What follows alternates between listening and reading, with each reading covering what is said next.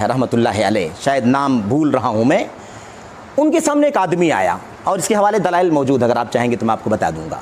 उनके सामने आया, शागिर्दान बैठे हुए थे, मजलिस लगी हुई थी। उसने कहा अज़कुर लका आयह मिन किताबिल्लाह, शेख मैं आपके सामने कुरान करीम की एक आयत पेश करना चाहता हूँ। उन्होंने फरमाया ना ना ना, कोई आयत नहीं पेश करने की ज़रूरत है। अज़कुर लका हदीस मिन हदीस रसूलिल्लाह, भाई एक हदीस में नबी करीम सल्लल्लाहु अलैहि वसल्लम की पेश कर दूँ। उन्होंने कहा कि नहीं, कोई भी बात नहीं पेश करना है, ना कुरान की आयत पेश करना है यहाँ पर, ना कोई हदीस कुरान की अल्लाह के नबी की हदीस पेश करनी है। तो उन्होंने कहा कि अच्छा ठीक है, कोई बात नहीं है, मेरी आप तस्मा मिन्नी कलीमा, मेरी एक छोटी सी बात सुन लीजिए, एक बात मेरी सुन लीजिए। उन्होंने कहा वाला निस्फ कलीमा, आधी बात भी नहीं सुनना है, आधा लफ्ज़ भी नहीं सुनना है। इस मौक़िफ़ के बाद जब वो शख्स चला गया, शागिर्दों ने उनसे पूछा कि हज़रत आपके सामने वो आदमी कुरान की आयत पढ़ने के लिए कह रहा है, आप कह रहे हैं कि नहीं पढ़ना है, नहीं सुनना है, कोई आयत नहीं पेश करना हमारे सामने। वो आदमी कह रहा है मैं आपके सामने एक अल्लाह के नबी की हदीस पेश कर दूं, आप उसके लिए भी राज़ी नहीं हुए। वो कहता अच्छा ठीक है, एक बात सुन लीजिए, आपने कहा आधी बात भी नहीं सुनना, ऐसा आपने क्यों कहा? कुरान की आयत थी, अल्लाह के नबी की हदीस थी, इसमें परेशानी क्या थी?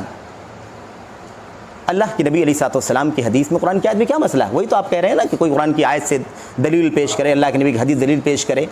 तो बिल्कुल बेअइन ही वही मसला था, बिल्कुल वही मसला। उन्होंने क्या जवाब दिया? वो जवाब हमारे लिए अहम है।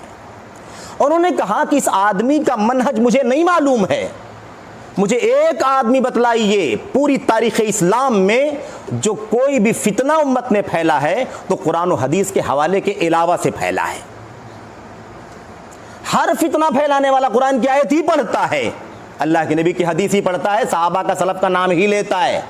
अगर वो ये नाम नहीं लेगा तो उसको आउट कर देगी उम्मत, बाहर कर देगी, आना नहीं हमारे सामने।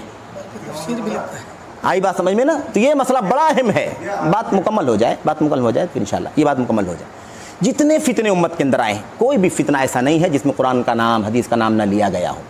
रवाफिज का फितना कहाँ से आया? कुरान की आयत ही पढ़ने वाले, हदीस ही पढ़ने वाले लोग हैं। इब्ने अब्बास ने मुनाजरा किया, सब वही बातें, सबका जवाब दिया, पता चला कि वो गलतफहमी का शिकार हैं। आयत तो पढ़ रहे हैं लेकिन वो माना आयत का नहीं है जो ये पेश कर रहे हैं, हदीस तो पढ़ रहे हैं लेकिन वो माना हदीस का नहीं जो ये पेश करना चाहते हैं।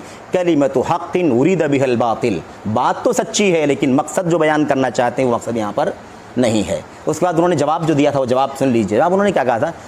इस आदमी का मनहज मुझे नहीं मालूम है, या जिस आदमी के मनहज में फसाद है ये साहिबे बिदअत है, यानी बिदअती खुद नहीं है, या तो बिदती है और या तो बिदती के साथ चलता फिरता है। हो सकता है आयत पढ़े कोई शुबहा पैदा कर दे, हो सकता है हदीस पेश करे कोई शुबहा पैदा कर दे। वो शुबहा मेरे शागिर्दों तुम्हारे जहनों में से किसी के जहन में वो शुबहा लटक जाए और जहन में जगह बना ले, दिल में उतर करके जगह बना ले, फिर उस शुबहे को टाला नहीं जा सकता, बहुत वक्त चला जाएगा, गुमराही अपनी जगह बना लेगी।